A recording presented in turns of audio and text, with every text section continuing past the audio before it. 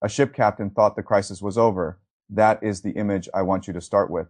Not a diplomatic memo, not a presidential post, not a market chart, a captain on a merchant vessel easing back toward the narrowest and most dangerous waterway in the global economy. Because Iran had just said the Strait of Hormuz was open again, because the president of the United States had posted thank you, because oil had dropped hard, because the world had decided the story was moving toward peace. Then, before the market had even had time to digest its own optimism, the strait closed again, gunboats moved, commercial ships turned around, a container vessel was hit, Indian. Flagged ships that had every reason to believe they still held a usable pass suddenly discovered that, in Hormuz, a pass is not a right. It is a revocable favor that is not chaos, that is not mixed messaging, that is not one side saying one thing and another side misunderstanding it. That is a demonstration. Iran opened the strait long enough to prove what reopening does to markets, to prove what it does to Washington's language, to prove how quickly the world rewards any sign of passage. Then it closed the strait again to prove something even more important. The thing being negotiated here is not whether Hormuz is open or closed.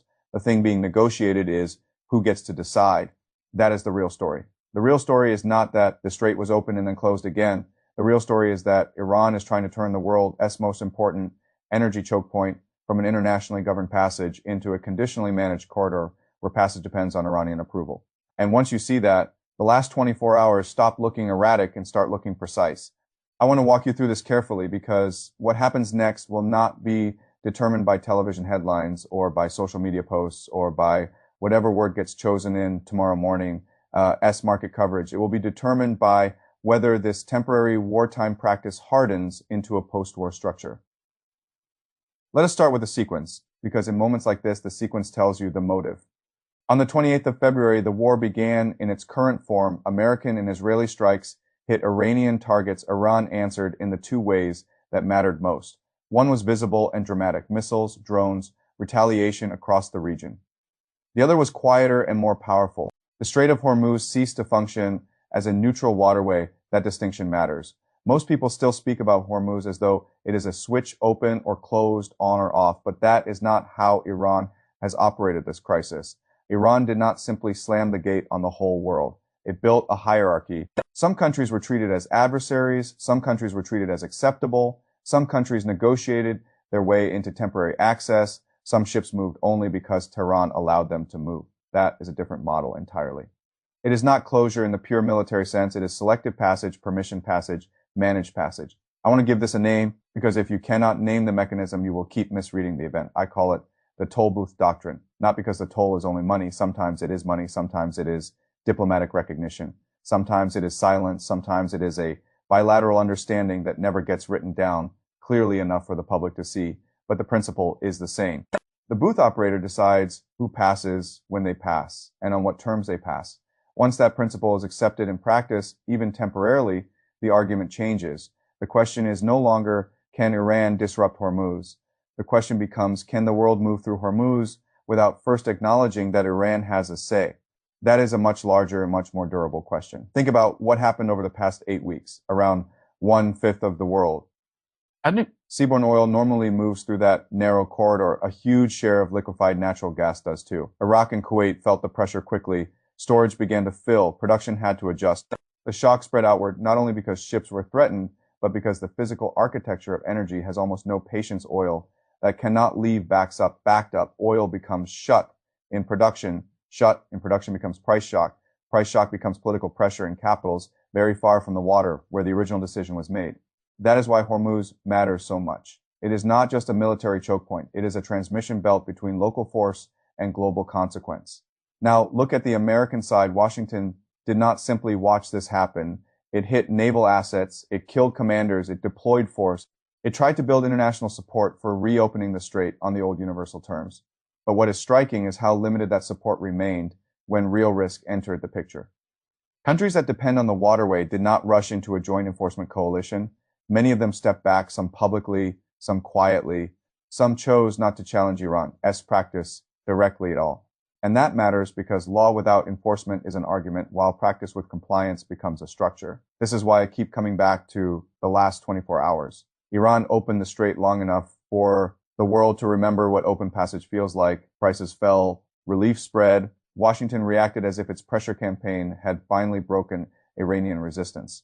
Then Iran closed the strait again, If you are Iran and your objective is not simply to hurt the world, but to teach the world a new operating principle, this is almost the perfect demonstration. You show that you can interrupt the pain. You show that the world responds immediately. Then you show that the interruption depends on you. That is how a temporary wartime tactic tries to become a post-war institution. And that is why the firing on Indian flagged vessels matters so much. India had not positioned itself as an enemy in the same way the United States had. India had every reason to believe that bilateral accommodation still meant something. Yet when the shooting started and Indian-linked shipping discovered that previous understandings did not guarantee present safety, the message was brutal and unmistakable. Even a friendly lane is still a lane controlled by the booth operator. A right cannot be revoked like that. A permission can. What is the deeper point? What Iran is fighting for here is not simply escalation leverage in the middle of a war. Iran is fighting for the permanent right to make the Strait as normal operation conditional. If that sounds too ambitious, think about history. In moments like this, people often talk as though the legal order is a hard object, something fixed and untouchable. It is not. Legal orders are often rewritten in crisis and then normalized afterward because the world adapts faster than it admits. The comparison that keeps coming back to me is Suez. In 1956, the immediate story looked like a military and diplomatic crisis. Britain and France moved, Egypt resisted. Great powers intervened, the headlines were about confrontation, but the deeper story was institutional. Who governs the canal after the crisis? Under what principle? Under what accepted reality? Once that answer settled, it did not matter that the path there had been noisy and violent. The structure outlived the battle. That is why Suez matters here. Iran does not need to permanently defeat the United States militarily in order to win the architecture of Hormuz. It only needs to get the world to operate for long enough under a new practical rule that the new rule becomes difficult to reverse. And that practical rule is already visible. Transit fees have entered the conversation. Designated routes have entered the conversation. Certificates, supervision, coordination, security language, environmental language, maritime administration language. All of it starts sounding less like a temporary war measure and more like a port authority discovering its future charter. That is not an accident. Military force is being translated into administrative language because administrative language survives longer than military force. If you tell the world we mine the water and nobody passes, that is a wartime threat. If you tell the world ships may pass under managed security conditions on designated routes with certified transit, that is the beginning of an institution. That is a much more dangerous development for Washington than a few dramatic hours of closure because closures create pressure, but institutions create precedent. Now, let me steelman the other side because there is a real argument against everything I have said so far. The argument is simple. Iran is weaker than it looks. Its economy is under immense stress. Its military infrastructure has taken serious damage. Its ports have been hit. Its leadership has been degraded. Its nuclear position is still vulnerable at the negotiating table. It needs a deal more than its rhetoric admits. And therefore, what looks like institutional ambition is really bargaining theater from a state under pressure. That case deserves respect because some of it is plainly true. Iran is under pressure. The damage is real. The war has costed enormously. The blockade on Iranian ports is not imaginary. The economic pain is not imaginary. The question over enrichment is not imaginary. And a state under that much pressure often postures hardest just before it gives ground. That is all fair. But here's the structural problem with that argument. It assumes that Iran has to win the war in order to win the framework. It does not. Iran only has to force enough adaptation by enough states for enough time that the old universal principle starts to weaken in practice. Look at what already happened for weeks. Different countries lived under different passage arrangements. Markets adjusted to that. Shipping adjusted to that. Governments adjusted to that. No globally enforced restoration of the old framework appeared. No clean universal reopening happened on equal terms for everybody under a neutral rule. Instead, what emerged was a messy but functioning reality in which access was differentiated. That is how new systems begin, not with elegant declarations, with ugly adaptation. And that is why the last 24 hours matter more than 1,000 speeches. Iran opened the corridor and the world responded instantly. Iran closed it and the world recoiled instantly. That means Iran has already proved the core fact it needs to prove. It can alter the operating conditions of the world economy faster than the world can build a new legal or military answer. That is leverage of the highest order. Now bring China into the picture. Not China as slogan, not China as villain or savior, China as structure. China has more at stake in Hormuz than almost anyone.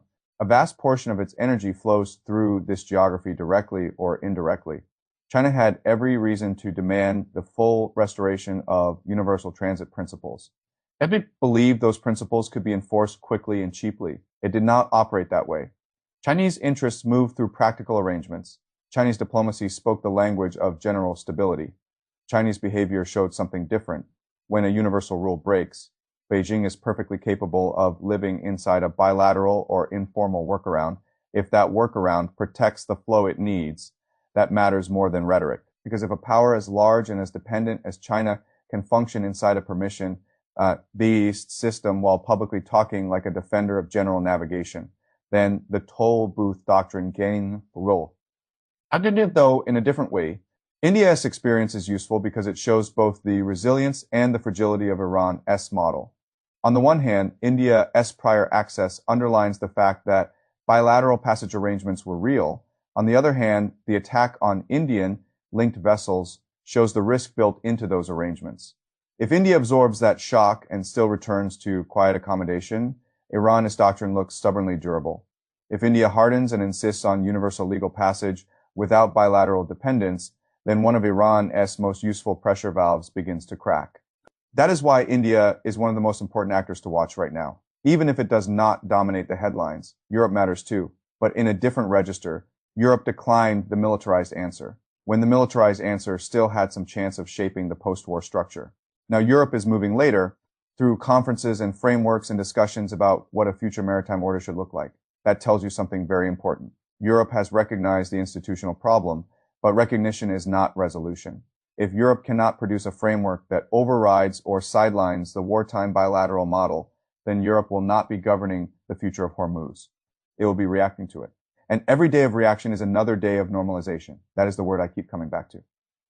Normalization, a radical wartime practice, becomes much more dangerous when it stops feeling radical. Once insurers, shippers, importers, ministries, and markets begin quietly factoring in a new operating rule, the new rule gains weight. Not because anyone loves it, not because anyone formally endorses it, but because systems learn by repetition. This is why ceasefires matter so much. People think of a ceasefire as a pause in violence. Sometimes it is. But in a crisis like this, a ceasefire is also a laboratory. It tells you what practice is being smuggled into the future while everyone is pretending to discuss only the present. If a ceasefire extends without dismantling the administrative logic Iran has introduced around passage, then the toll booth doctrine does not pause during the ceasefire, it matures during the ceasefire. If the ceasefire collapses and strikes resume, then you have a different question. Does Washington now understand that the real fight is not merely over mines, missiles, fast boats, or temporary closures? Does it understand that the deeper battle is over whether Hormuz emerges from this war as a legally universal waterway or as a practically managed corridor under Iranian conditionality? That is the war beneath the war. And it is entirely possible for a country to win the tactical battle while losing the institutional one. Now, let me tell you the path tree from here, because this is where people usually become lazy and start speaking in vague forecasts. There are really three paths. The first path is extension without resolution. The ceasefire survives in some form, shipping partially resumes, the language of management, routes, coordination. And fees remains murky but intact, markets breathe easier. And because markets breathe easier, governments pretend the core issue has been solved. This is the path under which Iran gains the most quiet institutional ground, not because it achieves a dramatic victory, but because it gets more time for adaptation, more time for insurers and traders to internalize the new operating assumptions, more time for the world to live inside a system it still refuses to name. The second path is renewed war with institutional continuity, strikes resume, the rhetoric escalates, the news fills with the visible war again, but under that noise, the same question remains: who authorizes movement? If Iran continues to speak and act not only like a military disruptor, but like a maritime authority, then even a resumption of war does not necessarily kill the doctrine. It can actually strengthen the doctrine if the world concludes that the only practical way through the strait is still negotiation, certification, and ad hoc permission. The third path is genuine rollback. This is the hardest path and the one least supported by what we have seen so far. Genuine rollback would require more than temporary reopening.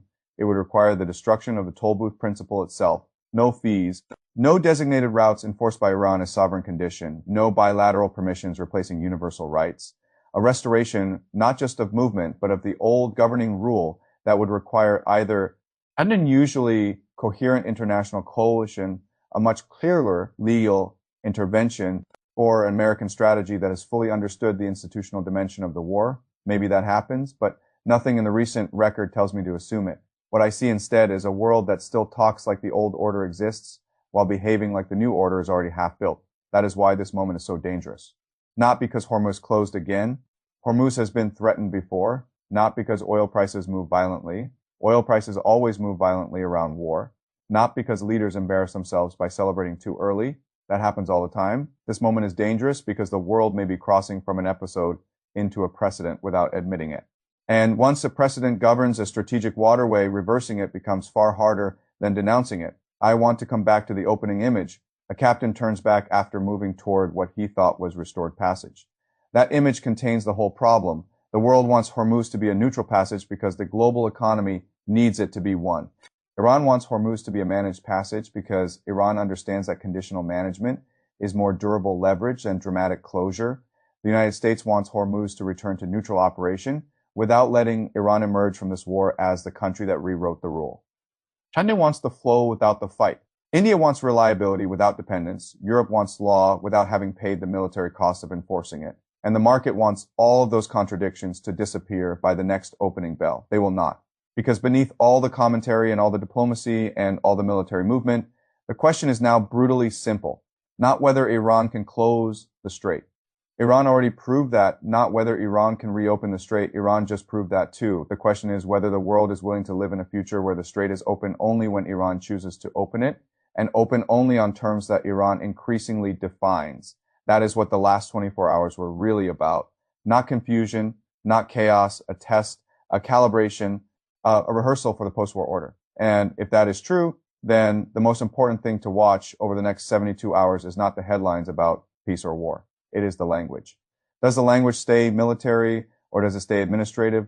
Do we keep hearing about designated routes, transit conditions, supervision, coordination, documentation, fees, certificates? Because every hour that language survives, the doctrine survives with it. That is why what happens next will shock the world, not because the next move will necessarily be louder, but because one day the world may wake up and realize that the legal status of the most important waterway in global energy changed during a war, in increments, in exceptions, in temporary arrangements, in ceasefire text, in shipping practice, in market adaptation, and almost nobody admitted it was happening while it happened.